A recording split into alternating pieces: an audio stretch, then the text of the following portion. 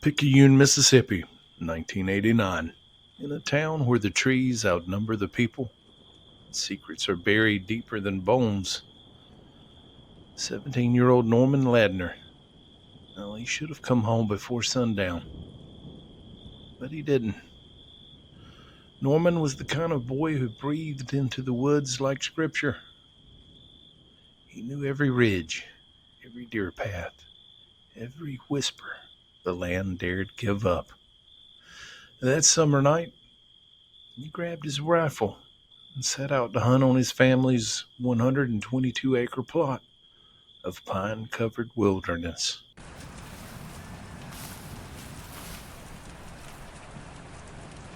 By 7:30 p.m., when twilight spilled across the treetops like honey, there still was no sign of Norman. His father took a flashlight and he went looking. He didn't get far before he found him, face down in the dirt, rifle beside him, a single bullet wound in the head. The initial verdict? An accident. Seems the sheriff said Norman must have slipped and the rifle went off. But then the story changed. The coroner ruled it suicide. But nothing about that scene sat right with the Ladners.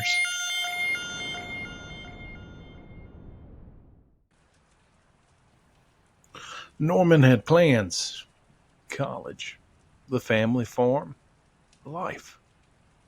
He left that house with over $100 in his wallet.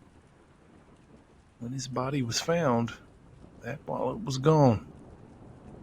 There also was a fresh cut on his forehead that no one could explain. No bullet was ever recovered by the investigators. No fingerprints lifted from the gun. The Ladners, refusing to accept what they were told, they returned to the scene themselves. And what they found cracked the case wide open. That is, if anyone had have wanted it cracked open. You see, buried in the pine needles, they discovered a bullet, still sticky with blood and hair.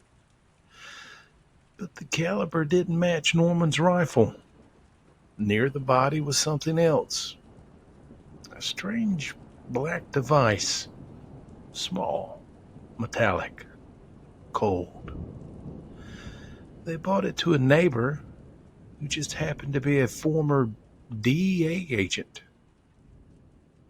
And he told them it was a radio transponder, commonly used by drug runners to signal low-flying planes for drop-offs.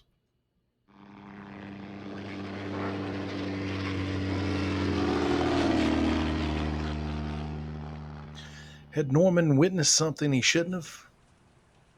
Then came the man. Some weeks later, Norman's mother, still grieving, still searching, she was approached outside her home by a stranger. She said he got her alone by claiming he knew something about her son's death. He didn't give his name, just a warning.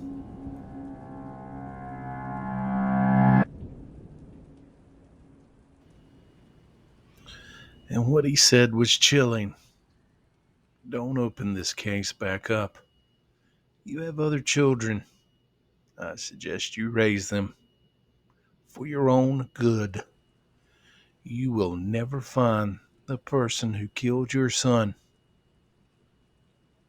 She tried to speak again, to ask questions, but he simply turned and walked away, and she never saw him again.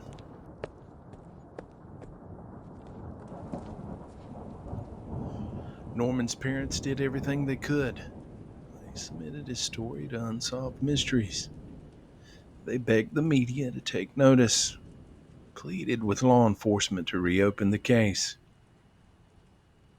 But nobody knocked. Nobody came. And yet, the land never forgot.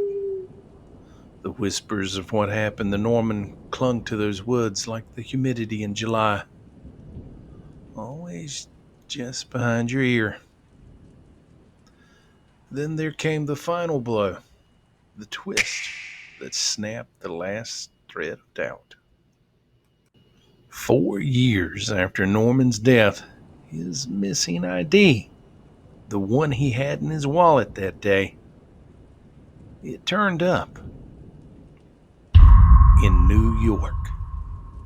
No explanation, no chain of custody, no suspects.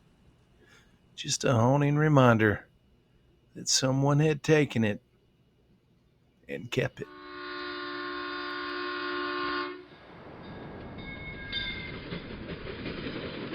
It confirmed what the Ladners always believed. Norman didn't take his own life. Someone took it from him. But who and why? Some say the land near Picayune was being used to funnel drugs off the radar, tucked beneath the wings of night flights. Others whisper of rogue agents, government black ops, eyes in the sky that see too much and say way too little.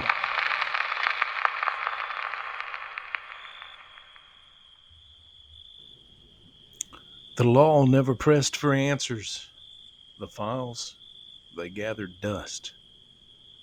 And the Ladners, they were left with questions that clawed through the years.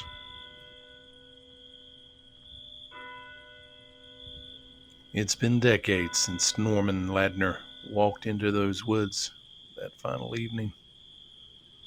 The pines, they've grown taller, but the air still carries weight out there. A stillness, unnatural, and listening. Some say if you stand quiet long enough at the edge of the tree line, you can hear a faint buzz of static, like the strange little radio never stopped transmitting. And somewhere out past the trees and time, there's a name that no one dares speak, a secret too dark for the daylight. But the pines remember, and so do the Ladners. This has been the Bucklesbury Lemonade Podcast. If you have any information regarding this case, please contact the proper authorities.